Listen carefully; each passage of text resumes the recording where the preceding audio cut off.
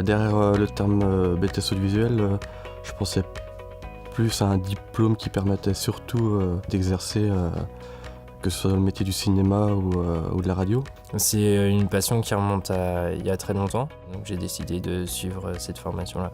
Alors quel statut j'ai Je suis alternant, c'est-à-dire que j'alterne entre le BTS et l'entreprise. Je trouvais ça plus intéressant d'avoir déjà un pied dans le monde du travail plutôt que de faire la formation continue.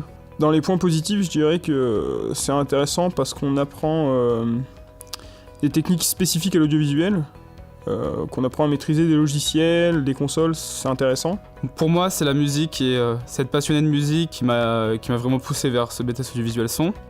Et pour développer un sens, par exemple, qui est l'oreille ou la compréhension avec d'autres, on n'a pas besoin de savoir, pour moi, particulièrement jouer de la musique, même si ça peut, je pense, grandement aider dans notre métier, mais c'est pas obligatoire, à mon avis. Faire un parcours scientifique pour l'option son, c'est particulièrement intéressant, puisque ça permet de mieux voir les concepts de son, surtout en physique. Où, là, on a un niveau qui est vraiment plus élevé par rapport à ce qu'on a pu faire avant au lycée, et ça demande beaucoup d'investissement et de travail personnel. Les concepts de filtres, il y a quand même beaucoup de mathématiques derrière, et voilà, du coup ça aide quand même ce parcours scientifique. Le rythme, puisque ça fait quand même beaucoup d'horaires, on a beaucoup de choses à gérer, et ça fait peut-être beaucoup de choses à assimiler en peu de temps.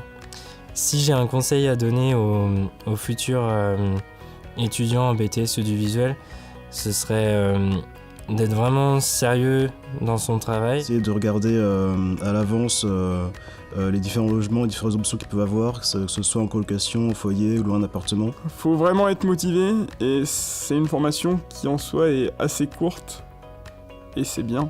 Il ne faut pas se donner la peine de signer dans un cursus artistique si on n'est pas vraiment motivé, intéressé par le métier, puisque c'est quelque chose qu'on va faire toute notre vie.